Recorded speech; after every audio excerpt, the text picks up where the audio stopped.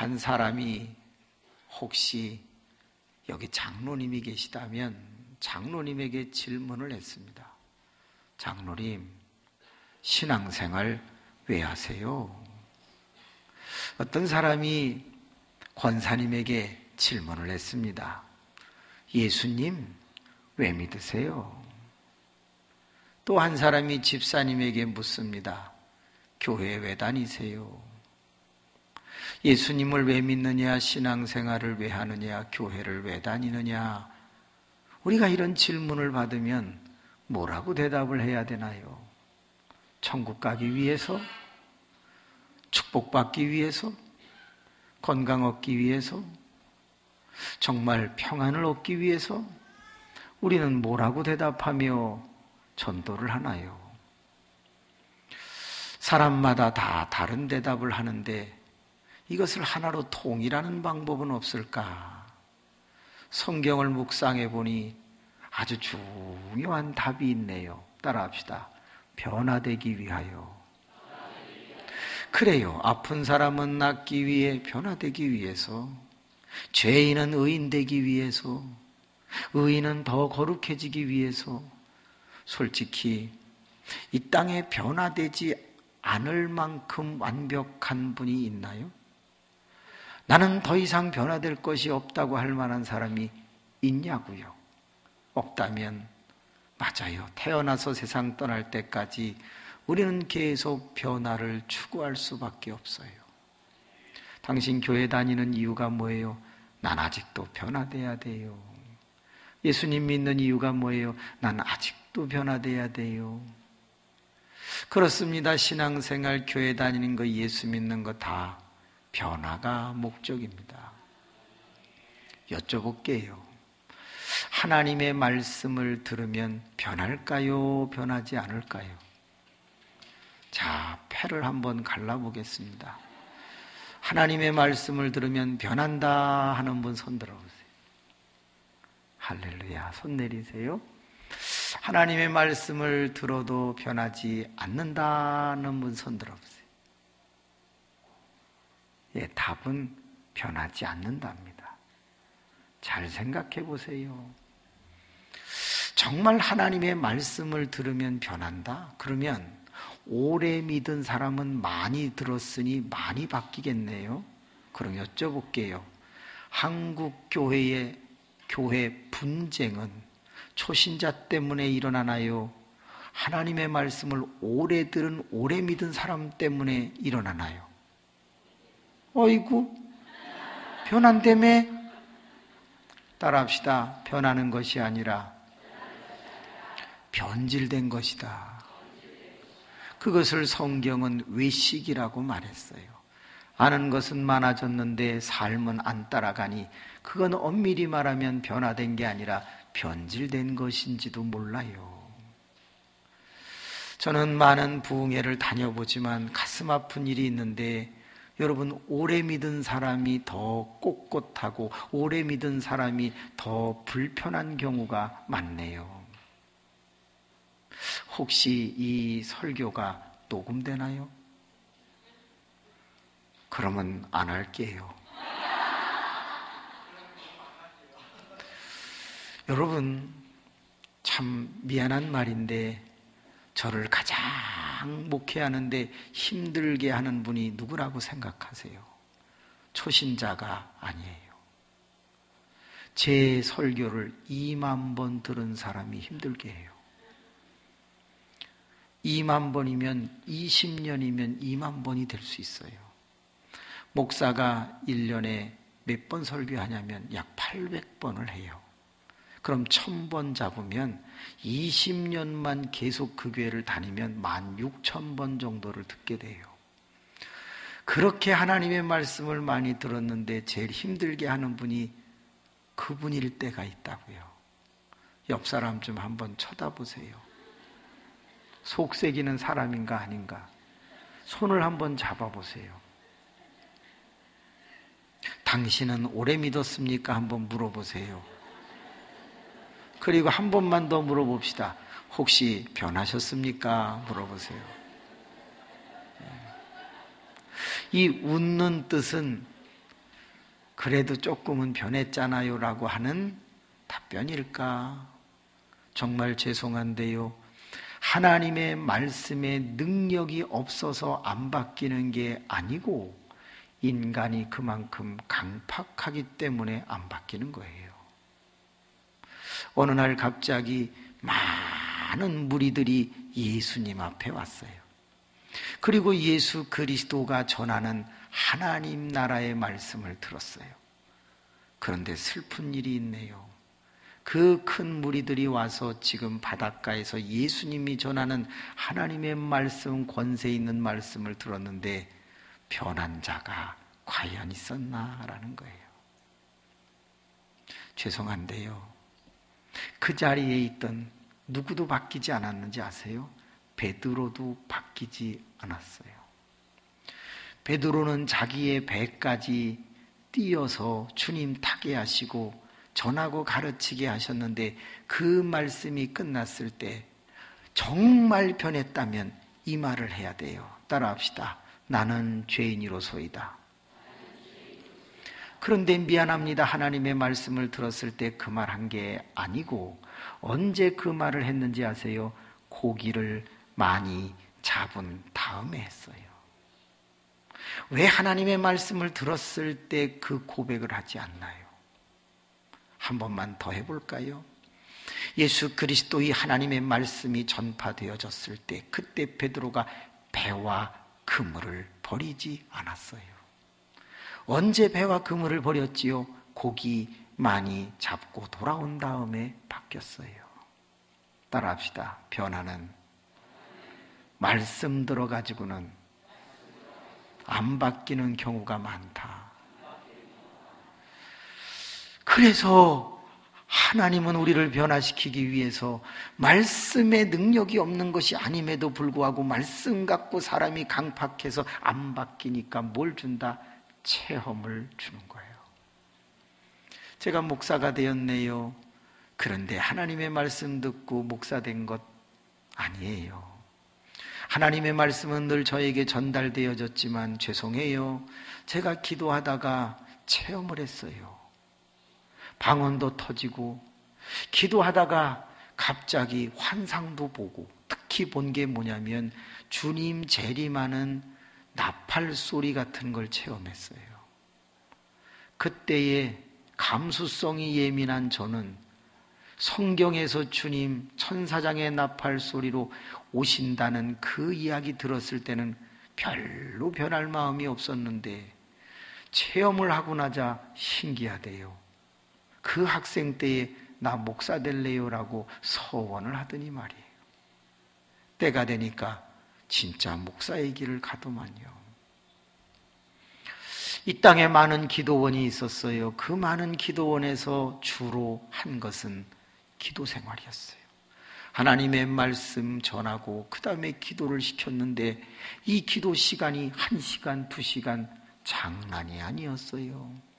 학생이 무슨 기도를 할 줄 아나요? 그런데 혼자 일어나서 나갈 수 없으니 계속 전도사님 감시하에 소리를 지르다 보니까 은혜를 받았어요. 그때 전도사님들은 지금보다 무식했어요. 그냥 뒤에 서가지고 작대기로 후려치지를 않나, 등짝을 패지를 않나, 기도 소리 작다고 패, 짧게 했다고 패. 그때 많이 맞았어요. 근데 신기하지요. 그래서 일어나지 못하고 버티고 있다가 갑자기 혀가 꼬이고 그냥 눈물을 흘리면서 은혜라는 걸 받게 돼요. 따라합시다. 체험. 저는요, 그때 많은 강사님들이 전한 말씀, 죄송한데요, 한마디도 생각이 안 나요. 분명히 그때 말씀을 듣기는 들었는데 생각나는 건 별로 없고 얻어맞은 체험만 생각나고 그때 눈물 흘리면서 혀 꼬였던 거, 환상 본 거, 그것만 생각이 나요. 인간은요, 자연적으로 듣는 말씀으로는 잘 안 바뀌어요. 그런데 자기도 모르게 신비하고 놀랍고 표적과 기사, 기적이 나타나면 그거는 잊혀지지 아니하고 변화되는데 큰 촉매 역할을 하는 거예요. 따라합시다. 체험하고 변하는 건 조금 후진 거다. 말씀을 들었을 때 딱 바뀌는 게 그게 엘리트예요. 근데 거의 그렇게 안 된다니까요. 그래서 어떤 사람은 그렇게 체험하고 바뀌는 거예요. 어느 날 성경을 읽다가 막 마음이 아파왔어요. 왜 그랬을까요? 그동안 들었던 말씀이 왠지 아닌 것 같은 거예요. 어떤 분이 누가복음 5장의 설교를 하고 나서 이렇게 말하는 거예요. 여러분, 하나님의 말씀 따라 살면 복을 받습니다. 하나님의 말씀 따라 살면 망했다가 부자가 됩니다. 넘쳐납니다. 2배 채우게만큼 갑절로 역사가 일어납니다. 하나님의 말씀대로 살아야 합니다. 기도합시다. 그래요. 뭔가 모르게 찝찝한 거예요. 제 마음이 왜 찝찝했을까요? 베드로는 자기가 잡은 고기 한 마리도 팔지도 않았고 먹지도 않았어요. 심지어는 그 고기를 잡아왔던 배까지 버려두고 예수를 쫓았어요. 뭐가 2배의 복이에요? 뭐가 하나님의 말씀 따라 살면은 갑자기 망했다가 확 일어나요? 성경은 그러지 않았는데 베드로는 그 엄청나게 많이 잡은 것을 신경도 쓰지 않았는데 뭔가 이상한 거예요. 그때 제 가슴 속에 저 목사님이 자기 눈을 가지고 1절만 했구나. 1절만. 1절은 분명히 말씀에 의지하여 그물을 내려서 2배 그리고 그 이상 2배 잠길 만큼 잡힌 건 맞아요. 그런데 성경의 이야기는 거기서 끝나지 않았잖아요. 왜 2절을 안 하냐고요? 엄밀히 말하면 2절은 뭐예요? 고기를 잡아서 그 체험을 통해서 베드로를 변화시키겠다는 게 2절이었어요.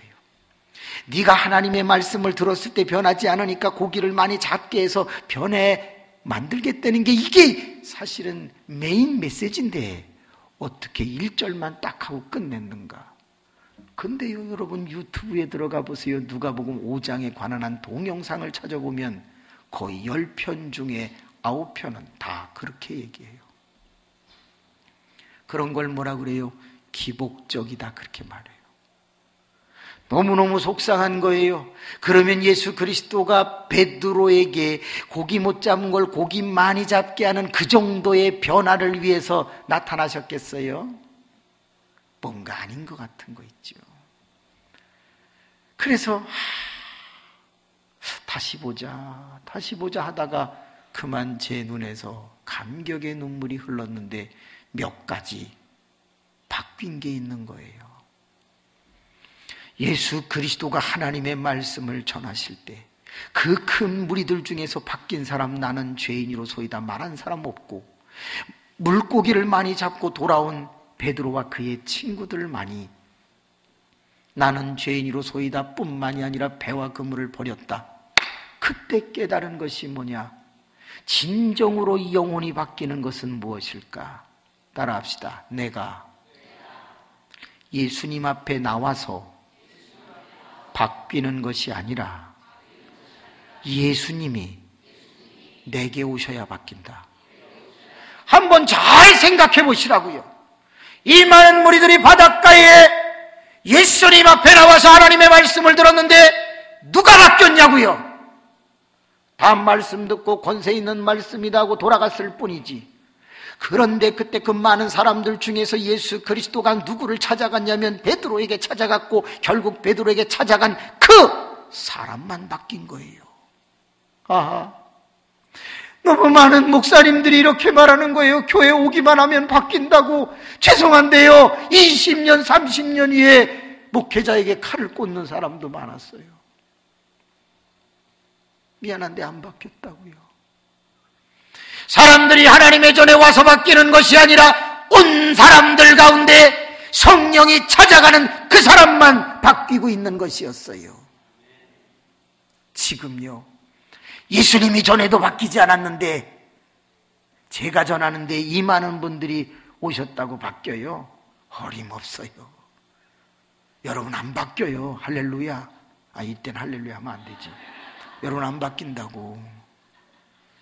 하나님의 말씀을 들어서 바뀌는 사람이 있으면 그 사람은 엘리트라니까요. 미안한데 안 바뀌어요. 그럼 누가 바뀌냐?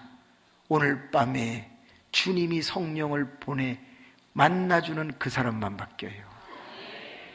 아멘 한다고 바뀌는 게 아니에요. 성령이 그분을 찾아가셔야 돼요. 그러면 하나 여쭤볼게요. 맞추시면 제가 장학금을 줄게요. 자, 예수님은 그 많은 사람들 중에 왜 베드로에게 찾아갔을까요? 한번 잘 생각해 보세요. 베드로보다 똑똑한 사람이 있었을 거예요. 잘생긴 사람이 있었을 거예요. 뭔가 율법을 더 잘 지키는 사람도 있었을 거예요. 모든 면에서 뛰어난 분들이 분명히 있었어요. 대제사장도 있었고 바리새인도 있었고 그 놀라운 학식자들도 있었고 인격이 더 좋은 사람도 있었을 거예요. 근데 왜 그 모든 사람을 내버려 두고 예수님은 베드로에게 갔을까? 좀 그게 궁금한 거예요. 왜? 오늘 밤 저보다 잘난 사람이 많아요. 나보다 뛰어난 사람이 많아요. 이 자리에는 많은 분이 있어요. 그런데 굳이 그 성령이 나를 찾아와야 할 이유가 똑같기 때문이에요.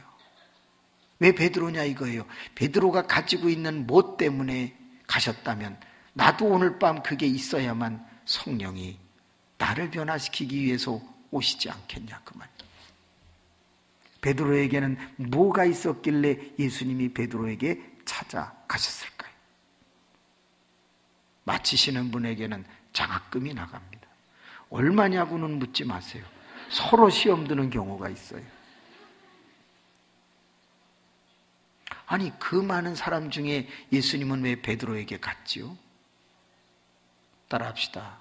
변화의 가능성이 있었다. 베드로라고 하는 사람은 다른 사람과 다르게 주님이 그 안을 쳐다볼 때 마음 중심을 볼 때 쟤는 지금은 별 볼 일 없지만 내가 찾아가서 데리고 다니며 양육하면 쟤는 변화의 가능성이 많았던 거예요. 제가 사장이고 여러분이 면접 왔어요. 제가 어떤 사람을 우리 회사에 채용할까요? 열심히 할 사람 채용하지 않겠어요? 열심히 할 사람. 근데 그 사람이 학력이 좀 약해요. 그래도 그 사람 채용하는 거 아니에요? 아무리 학력이 높고 건강해도 저 사람 농땡이 필 사람이다 하면 안 뽑는 거 아니에요? 예수 그리스도는요, 무화과 나무 밑에 있는 나다나엘을 보고 다 아셨다고 그랬어요. 예수 그리스도는 사람의 중심을 능히 아실 수 있는 분이시잖아요.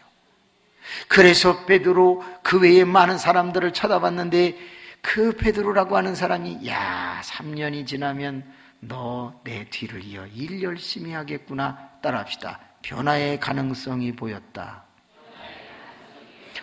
오늘 밤 잠시 30-40분 후에 우리가 기도를 할 텐데 그때 성령이 누구를 찾아갈까? 이쁜 사람 안 찾아가요. 화장한 분 안 찾아간다고요. 배 나온 사람도 찾아갈 수 있어요. 변화의 가능성만 있다면. 중요한 건 뭐냐? 내가 과연 변화할 수 있는 사람인가라는 거예요. 드디어 예수 그리스도께서 베드로에게 찾아갔어요. 근데 베드로를 변화시키기 위해서 예수님이 두 번째 행동을 하는 거예요. 따라합시다. 찾아가신 후 권면하셨다. 어이, 배를 좀 띄지. 딱 그러는 거예요. 아내가 밤이 맞도록 고기를 잡았는데 잡은 것이 없어서 배를 해변 위로 올려놓고 그물을 씻고 있는데 느닷없이 오시더니 배를 좀 띄라고 해요. 베드로는 순종하네요. 변화의 가능성이 조금 보인 거예요. 그리고 그 배에 주님이 앉으셔서 한참 말씀을 전하시고 나더니 두 번째 권면을 하시는데 따라합시다. 어이, 깊은 데로 가서 그물을 내려 고기를 잡지. 그 말을 딱 듣는 순간 베드로는 별의별 생각이 다 들었을 거예요. 왜? 첫째, 예수님의 직업이 뭐예요? 목수. 자기의 직업이 뭐예요? 누가 고기 잡는 거에 대해서 더 잘 알아요? 그런데 감히 여러분, 예수님이 나이 많아요? 베드로가 나이 많아요? 베드로가 많을 거예요. 왜? 베드로는 결혼했거든요. 예수님은 아직 결혼을 안 했어요. 장모님의 열병 보고서 가서 고쳐주었다는 내용을 보면 베드로가 더 나이가 많아요.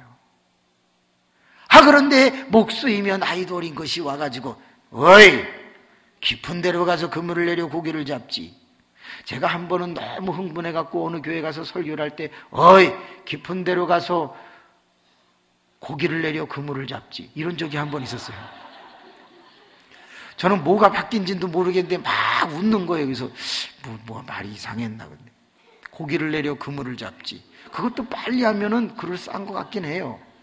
또 한 번은 설교하다가 너무 흥분해갖고 사랑하는 성도 여러분, 이삭이 100살에 아브라함을 낳았습니다. 할렐루야. 그랬더니 막 사람들이 막 웃는 거예요. 왜 웃지? 따라합시다. 흥분하면 제정신이 아니라 가끔 헛소리를 한다. 여러분이 너무 많이 오셨고 너무 잘 들으시기 때문에 10번을 하다가 혹 뒤집히는 경우가 있더라도 새겨 들으시고 은혜 받으시기를 원합니다. 여러분, 너무 중요한 거예요. 깊은 데로 가서 고기를 내려 그물을 잡지. 새겨 들으셨죠? 그랬다 이거예요. 야, 베드로가 생각합니다. 내가 가지고 있는 그물이 큰 것도 아니다. 투망과도 같은 것 정도인데 낮은 데서 딱 던져야 그물이 떨어져서 바닥을 싹 훑으면서 고기를 잡지.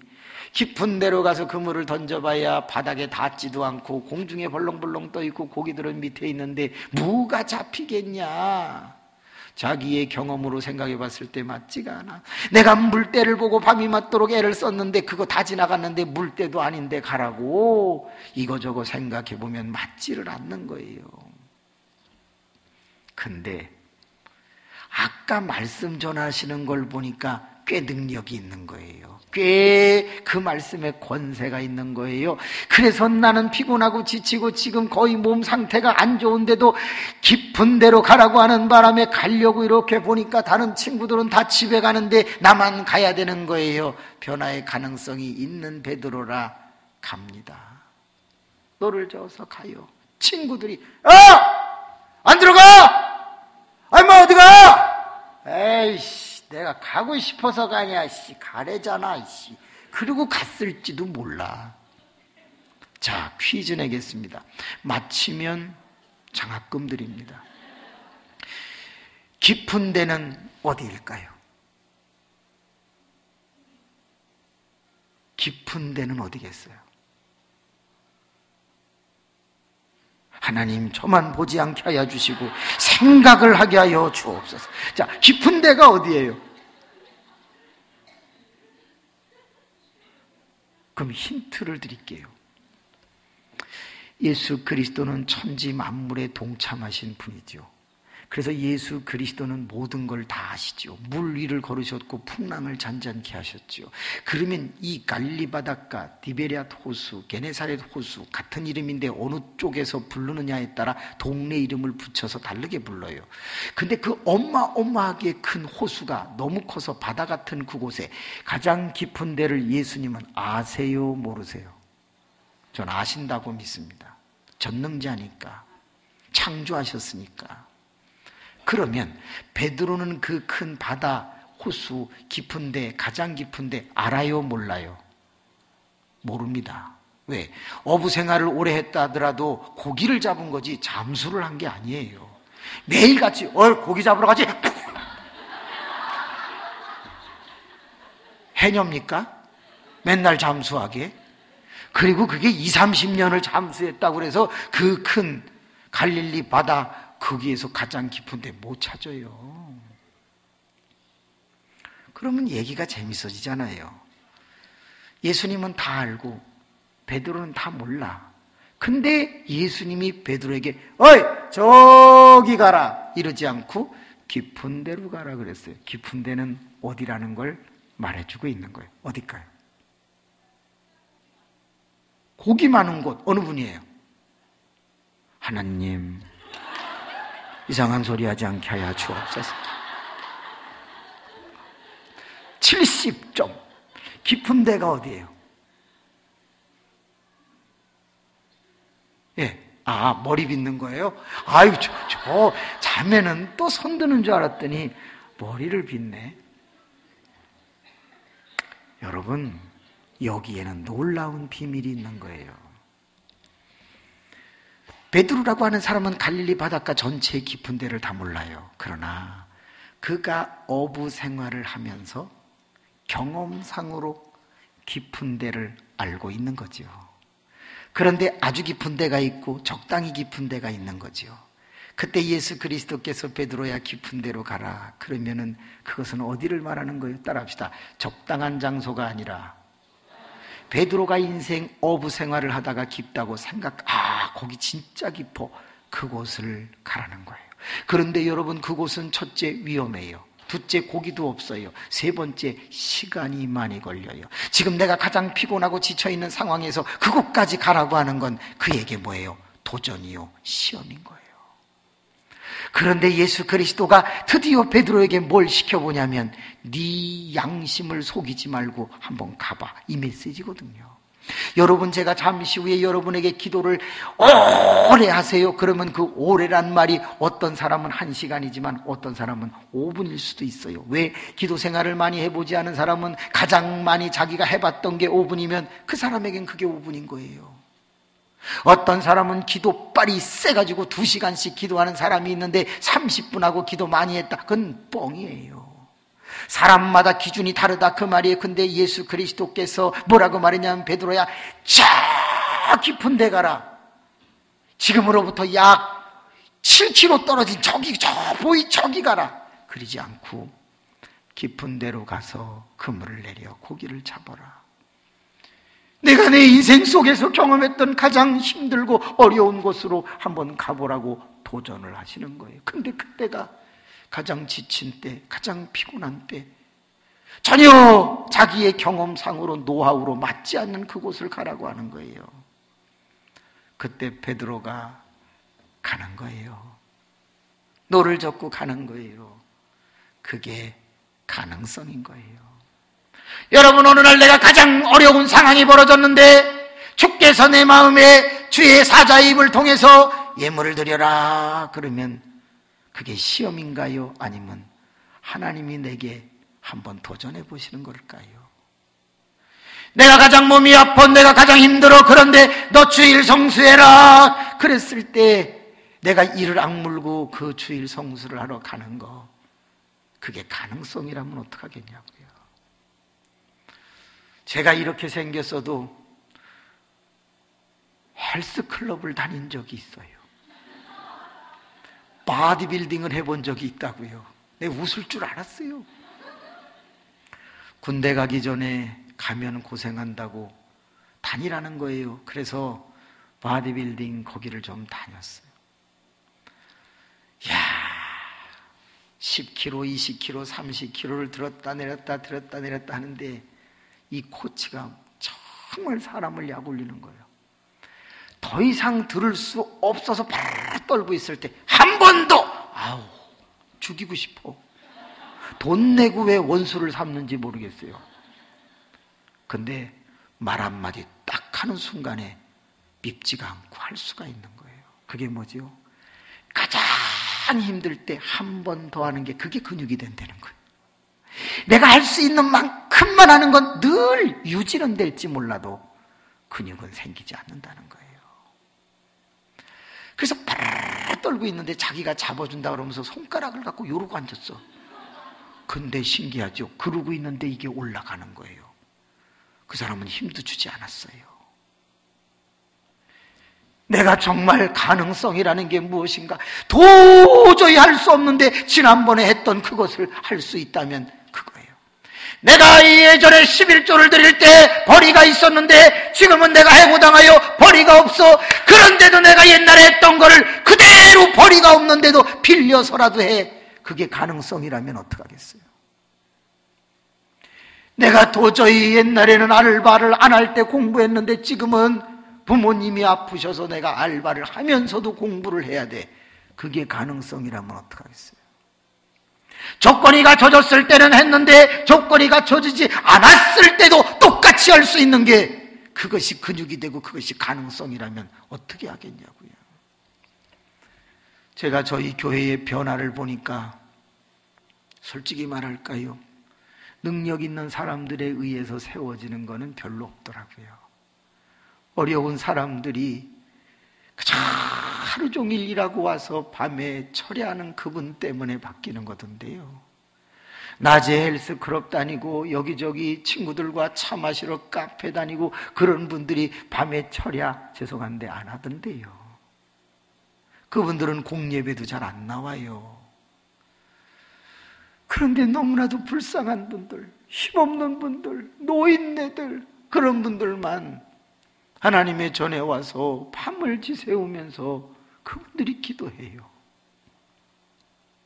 교회에 무슨 일이 있다고 할 때 목사가 저분은 200억을 가지고 있으니까 이번에 큰 도움이 될 거야. 죄송한데요, 그분은 도움이 안 돼요. 밥은 허벌나게 사는데 도움은 안 돼요. 파출부가 도움이 돼요.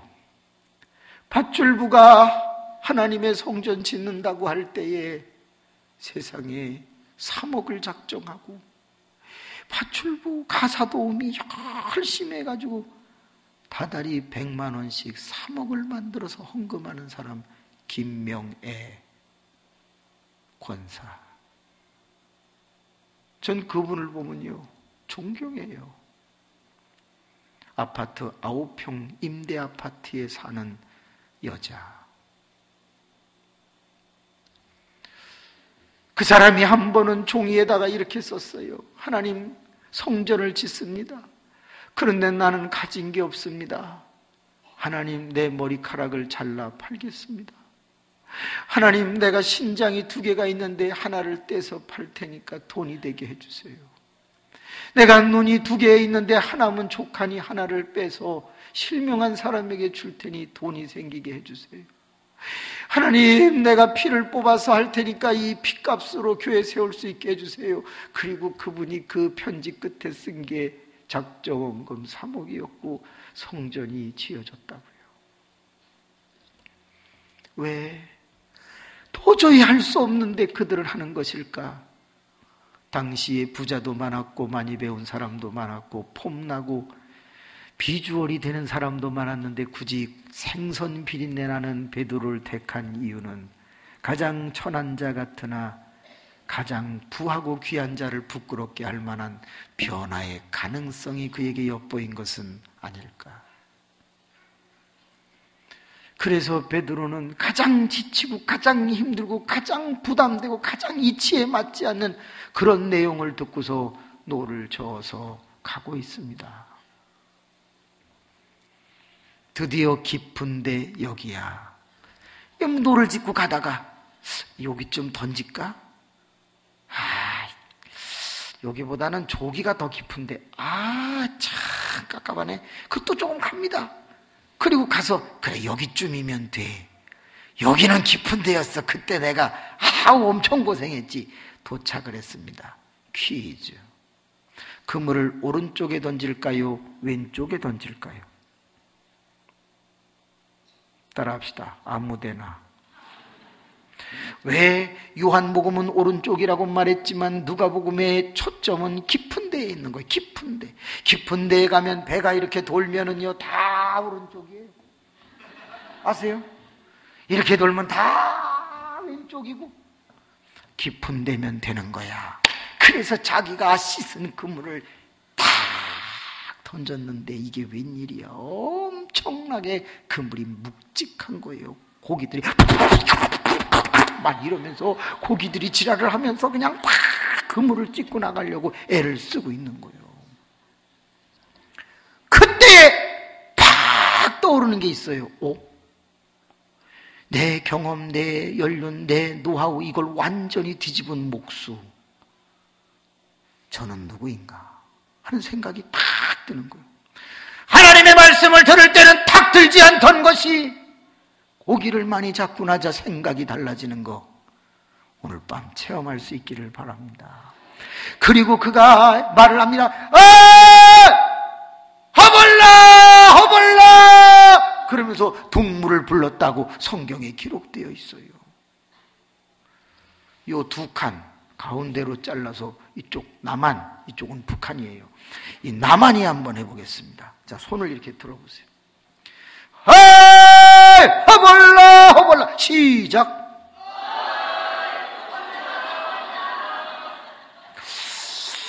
껄쩍지근하네. 자, 이쪽 두 칸 한번 해보겠습니다. 자, 손을 이렇게 드세요. 목사님은 면제입니다. 네, 목사님. 허벌라 허벌라 시작.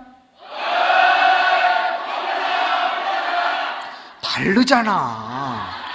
가능성이 엿보이잖아요. 자, 2층만. 허벌라 허벌라 시작. 가능성이 엿보여. 가능성. 뛰어내리세요.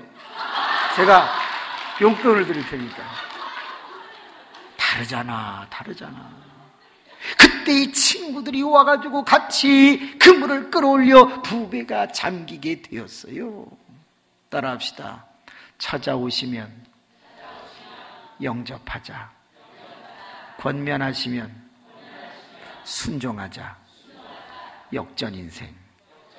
너무 많은 사람들이 역전하고 싶어 합니까? 그렇다면 예수님이 나의 가능성을 보고 찾아오게 하세요. 성령이 나의 가능성을 보고 오게끔 만드세요. 그리고 그분이 입술을 열어서 기도 중에 내 가운데 들리게 하세요. 어떤 명령을, 어떤 권면을. 그래서 그것을 들으면 아멘하고 순종하세요. 역전합니다. 반드시 역전합니다. 그런데 성경은 그게 끝이 아니라고요. 고기 못 잡던 베드로가 고기 많이 잡은 게 변화가 아니란 말이에요. 그것은 조건이나 환경이나 소유가 바뀐 것뿐이지 베드로라고 하는 인생, 존재가 바뀐 게 아니잖아요. 예수 그리스도를 믿는 이유가 조건을 바꾸기 위해서 예수를 믿습니까? 내가 바뀌기 위해서 예수를 믿는 거지. 드디어 역전한 베드로가 해변으로 돌아옵니다. 그때의 예수 그리스도께서 그 베드로를 진짜 변화시키기 위하여, 새로운 존재를 만들기 위하여, 사람을 낚는 어부를 만들기 위하여서 그를 위해 행하셨던 놀라운 세 번째 행동이 있습니다. 따라합시다. 기다리셨다. 기다리심. 만약에 베드로라는 사람이 고기 많이 잡는 것이 목적이었다면, 예수 그리스도가 베드로에게 고기 많이 잡게 하는 것이 목적이었다면 깊은 데로 가서 그물을 내려 고기를 잡으라고 말해놓고 주님은 다른 데 가서 복음 전해도 되는 거지. 그런데 예수 그리스도가 가지 않고 끝까지 고기 많이 잡고 돌아오게끔 만들었던 이유는 뭘까? 그 자리에서 베드로를 기다렸던 이유는 뭘까? 그것은 다른 데 뜻이 있었던 거지. 그래서 베드로가 돌아오자마자 기다리시는 주님 앞에서 했던 일이 뭔가? 따라합시다. 고백했다.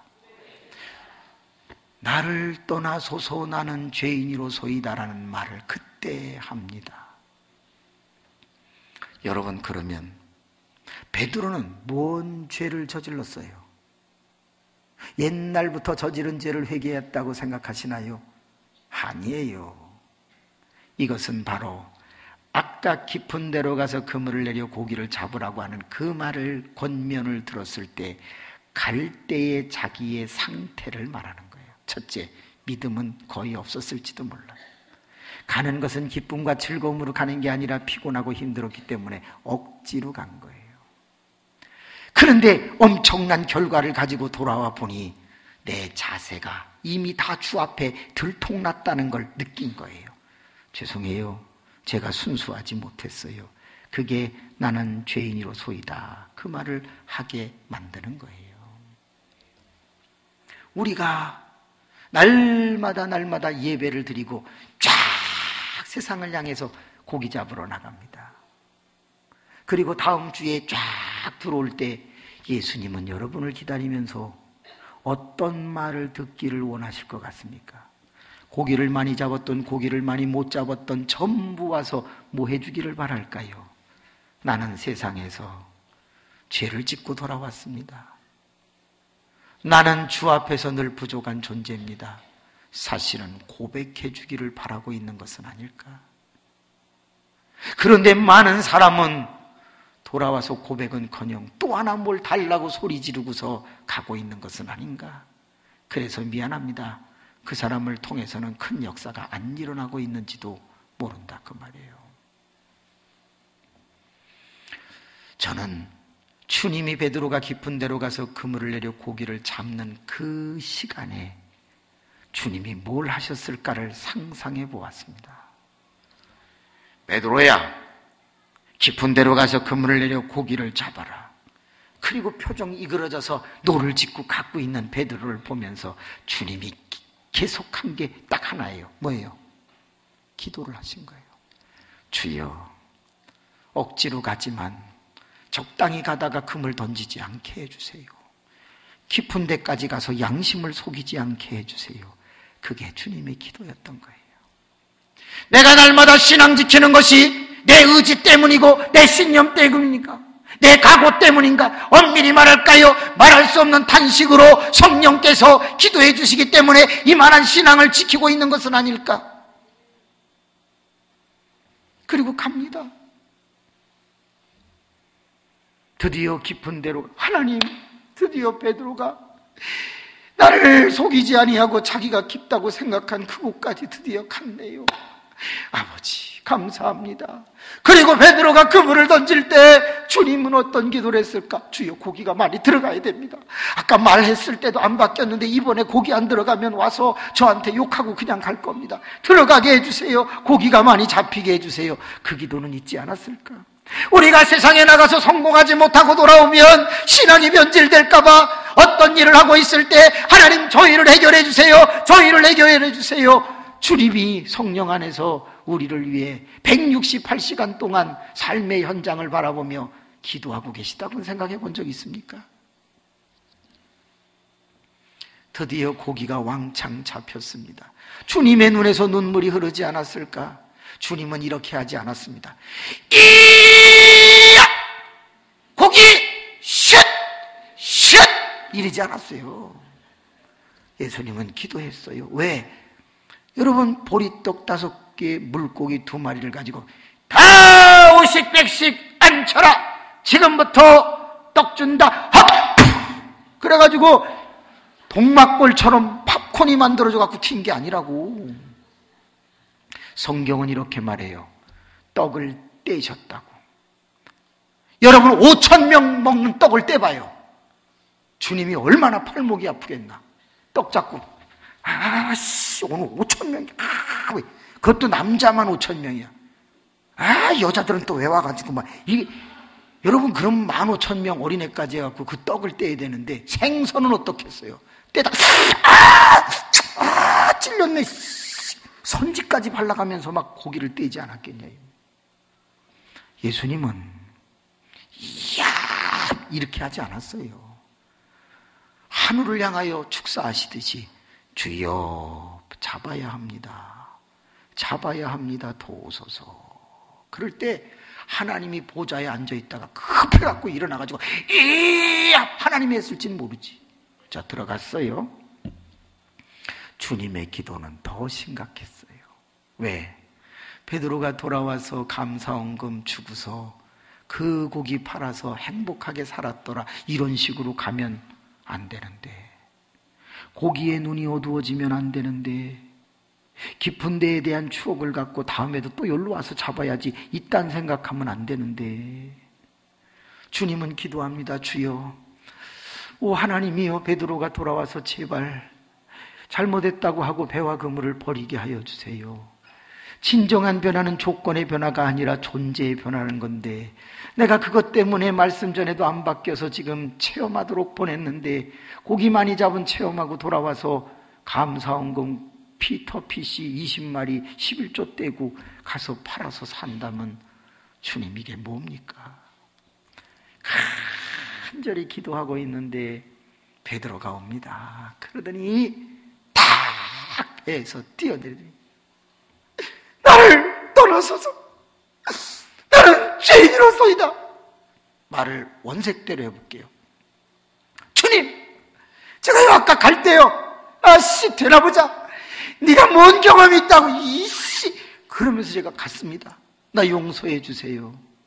사람은 회개를 옛날에 지은 죄를 회개하는 것보다 조금 전에 지은 죄가 제일 먼저 떠오르게 마련인 거예요. 나는 죄인으로소이다. 그때 주님이 너무 행복한 거예요. 야, 너 와서 고백하는구나. 그러더니요, 주님, 저 죄인입니다. 그래, 네가 이제부터 고기 잡지 않고 사람을 취하게 되겠구나. 따라합시다. 예수님은 베드로를 완전히 변화시키기 위하여 네 번째 하신 일이 있다. 함께 하십니다. 그래서 예수님은 베드로를 한 번도 떠난 적이 없어요. 부인하고 저주하고 떠났을 때도 주님은 함께 했어요. 뿐만이 아니라 부활 후에도 만나주셨는데 그가 다시 고기 잡으러 간다고 떠날 때 그 고기 잡는 현장에까지 가서 고기를 많이 잡았니? 하고 조반을 마련하신 분이 예수예요. 그가 너무 힘들고 핍박 때문에 예루살렘을 떠나서 갈 때 주님이 지나가면서 그의 앞에 보일 때 쿠아바디스 도민의 주여 어디로 가시나이까? 네가 버리고 가는 예루살렘을 향해 내가 또 간다. 주님은 끝까지 베드로와 함께하는 거예요. 베드로와 함께하는 거예요. 사랑하는 교우 여러분, 우리는 착각하고 있는지도 몰라요. 내가 조건이 바뀌면 축복인 것인 양 생각할지 몰라요. 죄송한데 진정한 축복은 나라는 존재의 변화에서만 가능해지는 거예요. 내가 바뀌면 얼마나 달라지는지 보여드릴게요. 베드로라고 하는 사람이 업으로 고기 많이 잡았으면 그의 인생은 성경책 몇 페이지를 장식했을까요? 그런데 그가 존재가 바뀌고 나자 세상에 베드로 전후서도 그의 얘기예요. 사도행전을 읽어보면 13장 넘어가기 전까지는 온통 베드로 얘기밖에 없어요. 마태복음은 어떻고요? 마가복음은 어떻고요? 누가복음은 어떻고요? 그가 존재가 바뀌었을 때 드디어 그의 인생은 예루살렘이라고 하는 초대교회의 거장이 됐고 믿음의 아버지가 되었어요. 그거하고 고기 많이 잡아 부자 된 거하고 이게 비교가 되나요? 오늘 이래도 하나님이 성령님을 통해 내게 오시기를 원하지 않을 거예요. 내게 한 번 오면 나의 조건 바뀌는 정도가 아니라 내 인생의 조건이 바뀌는 역전 정도가 아니라 나의 존재를 바꾸는 반전. 내가 얻었던 모든 것을 내려놓고 이제부터 전혀 다른 사람으로 살아가겠다. 세상 사람들은 이해도 못하는 아이러니, 반전. 그것을 향해서 나아갈 수 있는데도, 그리고 더 많은 것들, 더 풍성한 것들, 더 놀라운 것들, 더 높은 곳에 나를 세워주시겠다는데도 그런 변화를 원치 않으시나요? 한 안수 집사님이 있었죠.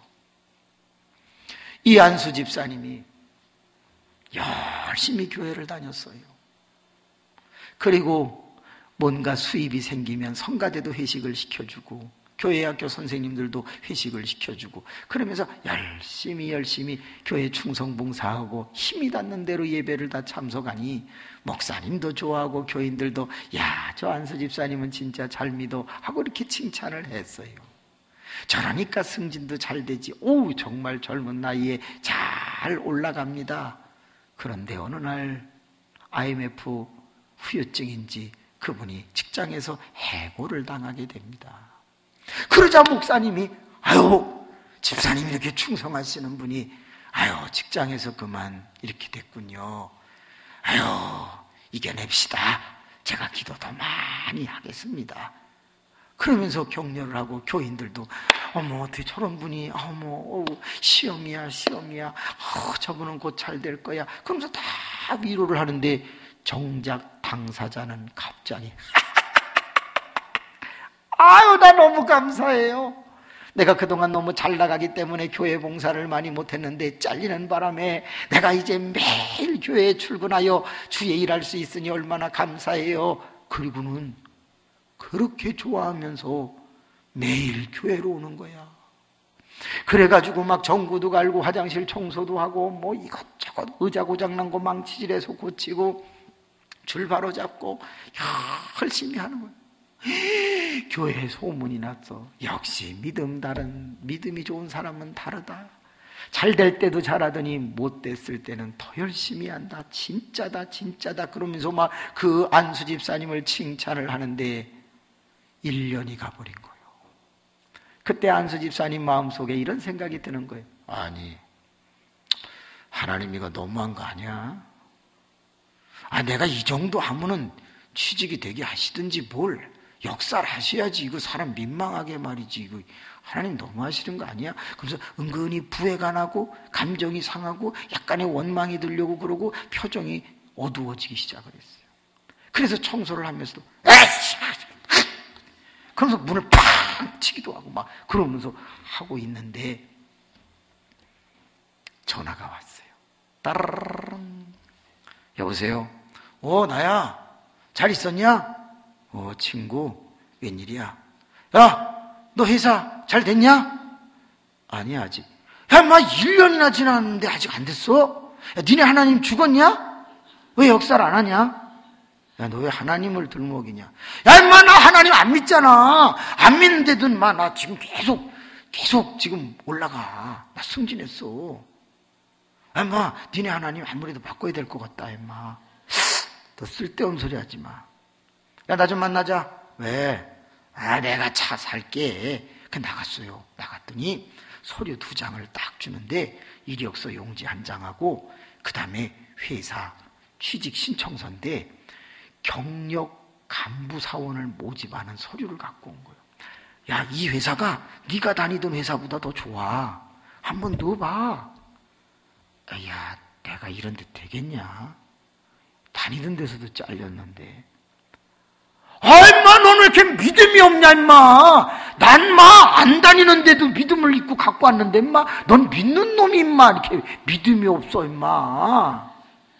듣고 보니까 또 그럴싸하니까, 미안하다. 그래갖고 써가지고서 갖다 냈어. 됐어. 되니까, 목사님! 집사님, 왜 또 무슨 일 터졌어요? 그게 아니고요. 이번에 제가 다니던 회사보다 더 큰 회사가 됐어요. 할렐루야! 내가 기도했어요. 첫 봉급 받으면 감사하세요. 목사님이 갑자기 목소리를 까시더니 그냥 내가 기도했다고 막 그러는 거예요. 목사님, 그러면요 제가 한턱 내겠습니다. 그러면서 그냥 기분이 너무 좋아요. 할렐루야, 할렐루야. 막 개구리 우는 소리를 목사님이 막 계속. 그리고서는 드디어 이 안수 집사님이 양복 탁 해입고 그 다음날 출근을 했는데 간부 사원이니까 인사를 해야 된다고 회장식에 갔는데 회장, 사장, 전무, 상무, 부장 쭉 간부들이 있는 거예요. 다 인사하니까 회장님이 나오더니 잘 부탁합니다. 상무, 오늘 우리 과장님 새로 오셨는데 저녁에 회식합시다. 예, 준비하겠습니다. 그러고서 이제 자기 책상에 와서 이런 서랍도 열어보고 저런 서랍도 열어보고 어떤 일을 해야 되나 하고 이제 마음을 정리하고 있는데 6시가 됐어요. 상무가 오더니 저 과장님, 우리 회식 갑시다. 회장님 기다리십니다. 예, 알겠습니다. 갔어. 자, 중학교 이하 어린아이들은 귀를 막아주세요. 요 대목은 들으면 안 됩니다. 자, 전부 준비, 꽂으세요. 들려요? 안 들려요? 안 들리나 보구나. 어느 교회는 가면 들려요? 이랬는데. 자, 꽂고 있어요. 들으면 안 돼요. 그래가지고 간 데가 어디냐? 룸사롱이에요. 룸사롱. 번역하면 방술집이라는 데예요. 거기를 갔더니 회장, 사장, 전무, 상무, 부장, 간부들이 쫙 앉아있는데 중간중간에 이쁜 아가씨들이 한 명씩 다 앉아있는데 한국에서 제일 이쁜 아가씨들은 다 거기 가서 앉아있는 것 같으니. 그런데 이 과장 옆에도 한 아가씨가 와서 딱 앉더니 과장님, 안녕하세요. 막 이러면서 사과 깎은 거를 입에다 넣어주고 막 그러는 거예요. 그리고 메뚜기 튀긴 거를 그거를 또 회장님 입에다가 넣어주면서 막 회장님, 너무 멋있어요. 내 스타를, 이러면서 막 이상한 행동들을 하는 거예요. 그때 회장이 딱 일어나더니, 내가 위스키 한 잔씩 따라줄게요. 우리 과장을 위해서 원샷 합시다. 그러더니 25 위스키를 쫙 따라주는 거예요. 자, 과장을 위하여 원샷! 쫙 마시는데 그때 안수 집사가 나 안수 집사인데 나 그때 서약했는데 나 그 뒤로 술은 안 하는데 나 어떡하지? 나 여기서 안 하면 상사들한테 찍히는데 어떡하지? 안 돼 하면 안 돼. 이까짓 거 한 잔인데 이게 무슨 구원하고 무슨 관계가 있어. 인간관계도 중요하지. 직장생활에서 아니야 이러면 안 돼. 그러다가 다 마셨는데 혼자 잔을 책상에다 탁 내려놓은 거예요. 그러자 아니 사람이 지금 누가 준 잔을 내려놔? 없던 걸로 하세요. 회장이 나가버렸어. 그러자 상무 사장들이 다 일어나면서 그 사람이 이게 분위기를 못 맞춰요. 아니 그 술 한잔 먹는다고 뭐가 바뀌어요? 당신 기독교인이라는 건 내가 이력서에서 봤는데 이렇게 분위기를 못 맞춰가지고 회사가 되겠어요? 아이고 참 잘났네. 내일부터 출근할 거 없어요. 됐어요. 끝났어. 다 나가고 아가씨들도 다 나갔어. 혼자 가만히 앉아있다가 일어납니다. 그리고 집을 향해 터덜터덜 가는데 눈에서 눈물이 흐르는 거예요. 하나님, 내가 신앙의 지조를 지키지 않았습니까? 잠깐 반짝 잘 됐다고 그래서 거기에 빠져가지고 타협하지 않았잖아요. 나는 그리스도이니까 신앙의 양심을 지키고 내가 내려놓은 것뿐인데 하나님 나 잘렸어요. 하나님 내가 집에 가서 뭐라고 그래요? 막 울면서 가는 거예요. 이까짓 거. 내가 타협해버렸으면 나도 좋은 회사 다녔을 텐데 1년 동안 내가 너무 힘들었는데 내가 신앙의 지조 지키다가 하루 만에 잘렸다. 내가 하나님을 진짜 잘 믿고 있는 건가? 이렇게 믿어야 되는 건가? 하면서 집에를 갔네요. 여보, 오늘 어땠어? 그리고 방에 들어가 문을 잠그고 이불을 뒤집어 쓰고 엉엉 울었어요. 잠이 들고 아침에 일어났는데 눈이 안 떠져. 너무 많이 울어갖고 눈이 부어버리고 붙어버렸어. 그래서 화장실 세면기로 가가지고 양손으로 눈을 빡을 넣었어. 이렇게. 그래가지고 딱 자기 얼굴을 보니까 한무씨 같이 붕어 눈을 하고 있는데 너무 웃긴 거야. 그래서 자기 모습을 딱 보는 순간 하고 웃었어. 따라합시다. 기뻐서 웃는 것이 아니라 웃다 보면 기뻐진다. 막 자기 모습을 보고 웃다가 순간적으로 은혜가 팍 되는데 깨달음이 온 거야. 그래, 내가 신앙의 지조를 지켰다는 그 이유로 반대급부가 꼭 있어야 되는 것은 아니지. 내가 신앙의 지조를 지킨 것 그 자체가 아름다운 것이고 그 자체가 하나님 앞에 영광이 된 게 아닌가. 잘렸든 안 잘렸든 그거보다 더 중요한 건 내가 아직도 거룩하고 깨끗한 것을 추구했다는 이 신앙의 양심이 아닌가. 이게 깨달아지면서 자기가 너무 이쁜 거야. 그러면서 손을 들어가지고 너 참 대단하다. 쥐같이 머리를 쓰다듬으면서 갑자기 마음이 평화로워지는데 아내가 오늘 교회 가서 더 열심히 일을 해야지. 근데 가려고 보니까 눈이 땡땡 부은 거야. 그래서 선글라스 시커먼 거를 썼어. 나이방을 딱 끼고서 그리고 교회로 갑니다. 잠바를 입고 도착을 하자. 아니 저 사람이 왜 저러고 왔나 그러는데 열심히 하면서 휘파람을 붑니다. 다 같이 휘파람 시작. 다시 시작. 뱀 나와요. 뱀 나와. 그러면서 휘파람을 막 불면서 화장실 청소를 하고 막 그러니까 목사님이 화장실에 들어왔다. 주여 맛이 갔습니다. 주여 불쌍히 여겨주세요. 집사, 내가 기도할게. 빨리 돌아와야지. 그러고 교회 소문났어. 출근했다가 하루 만에 잘려가지고 돌았다고 소문났어.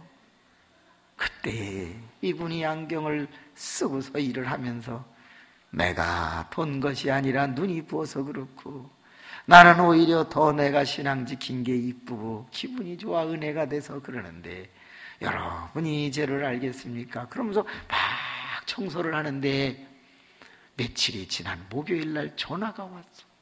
딱 받으니까 나 회장입니다. 들어오세요. 회장님 저 잘렸어요. 알아요. 들어오세요. 그래가지고 잠바를 입은 채로 안경을 쓴 채로 팍 갔어요. 갔더니 회장, 사장, 전무, 산무 그냥 부장 다 있는데 쫙 자리에서 일어나더니 나 장로예요. 그러면서 회장이 장로라고 손을 내미는 거예요. 그러니까 그 옆에 있던 사장이 나도 장로예요. 어머, 그 옆에 있던 상무도 나도 장로예요. 부장도 나도 장무예요. 전무도 나도 다 장로야. 아니 장로님들이 원샷합니까? 아주 의기양양하게 딱 말을 한 거예요. 안수 집사가. 그랬더니 우리 술 못해요. 예? 우리가 이번에 뽑은 간부사원이 돈을 맡아보는 격리 파트예요. 그런데 많은 이력서가 왔는데 미안해요. 집사님 이력이 제일 초라해요. 네? 그런데 우리가 다 모여가지고 돈을 만지니까 진실한 사람 하나 뽑아야 되는데 기독교인을 뽑자고 했는데 당신만 기독교인 그리고 그 밑에다 안수집사라고 써놨더만. 그거 쉬운 일이 아닌데 그래서 우리가 이 사람 뽑자고 하고 한번 테스트를 해보자. 그랬더니 저 장로가 술집에 가보자고 그러는 바람에 그렇게 됐어요. 저 상무가 술집에 가서 우리가 다 술을 먹을 때 먹으면 이건 가짜. 우리가 다 상사인데 본인만 딱 내려놓으면 이거 진짜 아닐까. 꼭 아이디어를 내도 그런 것만 내요. 그래서 우리가 그걸로 하자고 그러고 갔어요. 우리가 다 안 마시는데 혼자 탁 내려놓을 때 우리가 생각했죠. 한 번 더 해보자고. 그래서 그 자리에서 잘라보자고. 잘린 다음에 어떻게 사는가 한번 보자고. 그래서 우리가 작전상 자르고 나왔는데 다 술 취해갖고 바깥에서 어지러워갖고 죽는 줄 알았어요. 아우 돈다 돌아. 그거 다 갔다는 거예요. 집사님, 당신이 다니는 교회에 우리 직원, 우리 회사 다니는 직원이 6명이 있습니다. 아세요? 그분들에게 잘린 후부터 어떻게 행동하는지 보고하라고 했어요. 그랬더니 나이방 선글라스 끼고 휘파람 불면서 일하셨다면요. 돌았다고 소문이 났다고 그러대요. 그럴 리가 없다. 그래서 오늘 오라고 그랬어요. 왜 그랬어요? 예, 제가 그날 잘려갖고 가는데 많이 슬펐습니다. 그래서 울다 보니 눈이 부었습니다. 그런데 아침에 일어나 보니 신앙의 지조를 지킨 게 내가 너무 행복했습니다. 너무 이뻤습니다. 그래서 더 열심히 주의 일을 했던 것입니다. 그렇지요? 역시 멋있어요. 당신 우리 회사에 꼭 필요한 사람이에요. 사장님, 부장으로 발령 내시오. 여러분, 딱 4일 만에 한 계급 올라갔어요. 연봉 8,800. 잡지에서 읽은 실화입니다. 저 을지로에 가면 백병원이라고 있어요. 그 백병원에 가면 간증과 관계되는 책자들을 환자들 옆에 쫙 꽂아놔요. 거기서 읽다가 제가 감동을 받았어요. 이야, 너무나도 많은 사람들이 예수를 믿어요. 인생의 역전을 꿈꾸지요. 그래서 인생이 정말 어려운 데 있다가 해결이 돼요. 낮은 데 있다가 높아져요. 모든 것이 잘 풀려요. 그런데 너무 많은 사람은 풀리고 난 다음에 그 올무에서, 그 조건에서 벗어나지를 못해요. 역전은 했는데 그걸 과감하게 내려놓고 그렇게 나를 이끌어 가시는 예수에게 내 인생을 올인할 줄 아는 반전이 없다 그 말이에요. 우리나라 대통령이 총 몇 명이죠? 이승만 대통령으로부터 윤보선을 걸쳐서 지금 문재인 대통령까지 몇 명이죠? 제가 알기로 14명인가 15명인가 아마 그럴 거예요. 근데 그 중에 기독교인이 몇 명인지 아세요? 그리고 그 기독교인들이 감옥에 들어갔다가 나왔다는 거 아시죠? 이승만 대통령도 한성 감옥에서 거의 사형 선고받고 죽기 직전에 기적같이 나오게 됩니다. 김영삼 대통령도 민주화 운동에서 감옥에 갔습니다. 그런데 왜? 전부 그 어려운 가운데서 역전해서 올라갔는데 반전은 안 하는 겁니까?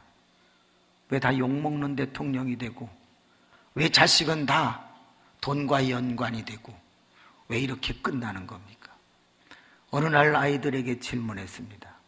너희 다음에 커서 대통령 되라. 그랬다가 저 욕 바가지로 먹었습니다. 미쳤어요! 대통령 되게! 아니 국민학생이 뭘 하냐고. 우리나라의 대통령, 아이들의 머릿속에 존경받지 못한다, 할 짓이 아니다, 애들이 그렇게 생각을 하고 있다. 도대체 이 나라에 존경받는 인물은 누구인가? 그러면 목사님인가? 목사님인가? 슬픈 일이에요. 슬픈 일. 가만히 생각해보면 모든 사람들은 역전에 목을 걸어요. 목숨을 걸어요. 역전 하나님의 은혜 가운데 됐어. 그런데 왜 거기에 매여가지고 반전하지 못하는가? 진정 자기의 존재의 변화에 도전하지 않는가? 서산교회가 서산에서 제일 영향력 있는 교회가 되기를 축복합니다. 그러나 그것은 돈이 많은 교회이기 때문에 되는 것은 아닐 것입니다. 그것은 여러분이 변화되었을 때 가능한 것입니다. 정말 이번 두 번째 부족한 종이 와서 어떤 메시지를 전할까 고민했습니다. 지난번처럼 많이 웃고 많이 울고 또 많은 생각들을 하는 정도로 끝낼 것인가? 아니면 진짜 변화를 촉구할 것인가? 따라합시다. 변화의 속도가 성장의 속도다. 내가 얼마나 바뀌느냐에 따라서 서산이름교회의 변화의 그리고 성장의 속도가 결정되는 것입니다. 아무것도 변하지 않는다면 미안합니다. 얼마의 인원이 더 모인다고 서산에는 무슨 영향력을 미치실 수가 있겠습니까? 그러나 이 가운데 이 앞에 섰던 10여 명의 학생들이 오늘 말씀을 듣고 만약에 변화의 가능성을 가지고 오늘 주님을 만난다면 그들은 대한민국의 한 역사의 한 페이지를 장식하는 지도자가 될지 누가 합니까? 여기 계신 장로님이나 권사님이나 혹은 어떤 집사님 한 분이 주님이 찾아가셔서 성령이 찾아가셔서 그의 인생이 오히려 망했는데 그가 확 역전하는 것뿐만이 아니라 그 역전한 것을 다 내려놓고 오히려 하나님의 나라를 위해서 반전하는 구별된 존재의 변화를 이룬다면 그 한 사람 때문에 이 서산 이름교회는 전 세계에 소문날지 어떻게 합니까?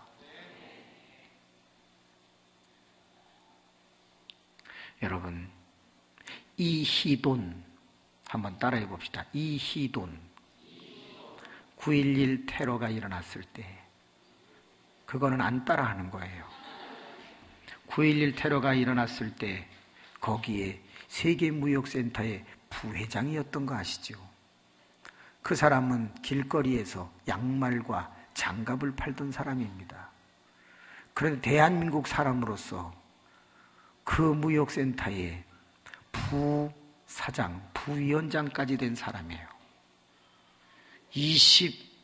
21개국의 언어를 사용하고 이 나라에서 저 나라까지 가는데 그 비행기 타고 가는 곳에서 그 나라 언어를 외워가지고 회화를 하는 사람, 그 정도로 열심히 사는 사람, 15분 간격으로 시간을 관리하는 사람, 이희돈. 어느 날 그가 중동에 있었습니다. 그리고 국왕들 만찬의 자리에 나아갔습니다. 갑자기 국왕에게 그분이 가더니 제가 미국에 살고 있는데 내일 중요한 일이 있습니다. 좀 꼭 다녀와야 되겠습니다. 그러자 그 국왕은 진짜 중요한 일이 있는 줄 알고 자기 전세기를 내주었습니다. 그리고 이희돈 장모는 그 국왕이 내준 전용 비행기를 타고 미국에 와서 일을 보고 다음날 다시 돌아왔습니다. 어떻게 일을 잘 보셨냐고 국왕이 감사합니다. 일 잘 보고 왔습니다. 무슨 일 보고 왔습니까? 주일 낮예배 드리고 왔습니다. 유튜브에 들어가서 이희돈 씨의 간증을 한번 들어보세요. 9편이 있습니다. 그 중에 한 편이 저의 마음을, 우리 교회의 14분의 장로님의 마음을 울렸습니다. 국왕의 전세기를 타고 미국으로 날아가 그 교회에서 하나님 앞에 예배하고 돌아온 것은 역전의 모습이 아니라 반전의 모습이에요. 신앙의 지조를 지키는 존재의 표현이다 이 말이에요. 나를 나되게 하신 이가 하나님이신데 내가 가서 예배를 드려야지. 많은 사람들은 이렇게 생각합니다. 그 중동의 나라에는 교회가 없냐고. 아니요. 내가 지켜야 할 자리가 있다면 그 자리를 지킨다는 그분의 철학. 저는 그래서 수소문을 해봤지요. 당시에 전세기를 타고 가서 주일 낮 예배를 드렸다는 미국에 있는 그 교회가 어떤 교회인가 저 충격 먹었습니다. 50명 정도 모이는 개척교회였습니다. 그러면 목사님도 교인들도 사실 어떻게 보면 자기보다 형편없는 사람들인데 그 사람을 의식하지 아니하고 자기가 자기의 자리를 지킬 줄 알았다는 것. 하나님이 그러니까 그의 가능성을 보고 그런 인물을 만들고 나중엔 회장님까지 되게 하시고 그 사고가 일어날 때 그는 그 건물 바깥에 있게 하셔서 살리신 것은 아닐까? 여러분, 역전을 위해서 사시겠습니까? 그리고 그게 끝입니까?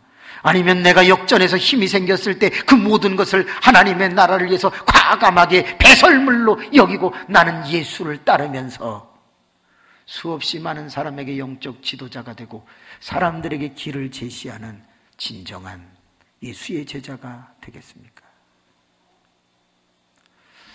어려운 이야기일지도 모릅니다. 그러나 스텝 바이 스텝 작은 것부터 도전하십시오. 하나님은 서산 이룸교회를 통해 이 자리에 계신 몇몇 분들을 통해 위대한 일을 진행해 가실 거라고 확신합니다. 저는 그런 분들이 나오기를 바라는데 오늘 저녁 초대합니다. 누구를? 학생이나 청년이나 특히 남자분들 중에서 비전을 가지고 큰 일을 하고 싶은 분들은 강대상 위로 올라오셔서 무릎을 꿇고 기도하세요. 부족한 종이 오늘은 다음 세대와 또 기성세대 중에서 남자분들을 위해서 목숨 걸고 안수를 하는데 저도 제가 다 이루었다 하는 것을 내려놓고 3년 반 전에 한 교회를 시작했습니다. 그리고 그 교회를 아름답게 세워가고 있습니다. 간증은 차차 하겠습니다만 부탁합니다. 오늘 이 자리에 온 것은 변화의 기회를 얻었을 뿐이지 변화가 되는 것은 아닙니다. 내가 변화되기 위하여 주님을 만날 수 있는 주님이 내게 찾아오실 수 있는 기회를 만들었을 뿐이지 왔다고 달라지는 것은 아무것도 없다는 걸 기억하십시오.